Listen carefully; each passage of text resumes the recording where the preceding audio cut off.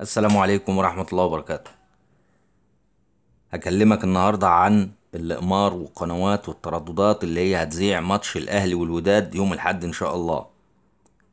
ركز معايا واكتب الترددات وأسامي القنوات اللي أنا هقولك عليها دي وتابع معايا. أول قمر معانا اللي هو قمر يوتلسات اللي هو موجود في 3 شرق. قمر يوتلسات اللي هو موجود في 3 شرق. القناة المغربية اللي هي TNT. القناة المغربية TNT، ودي التردد بتاعها 11662. 11662 أفقي يعني اتش.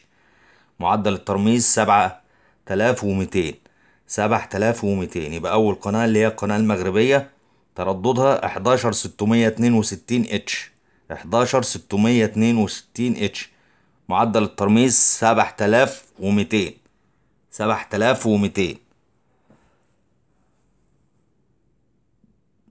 والقناة دي برضو موجودة على القمر يوتلسات اللي هو موجود في 21 شرق. قمر يوتلسات اللي هو موجود في 21 شرق اللي هو فوق القمر الأوروبي. القناة المغربية وده ترددها 11618. 11618 عمودي. 11618 عمودي. معدل الترميز 27500. 27500.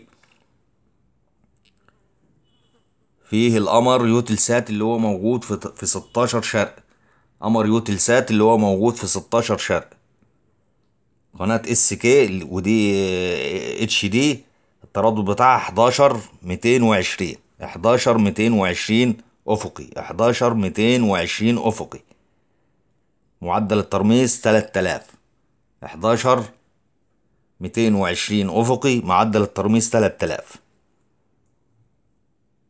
على نفس القمر برضه نفس القناة SK3 موجودة على التردد 11220 أفقي ومعدل الترميز 3000. موجود على القمر بقى قمر أسترا اللي هو موجود في 19 شرق. التردد 11856. 11856 عمودي.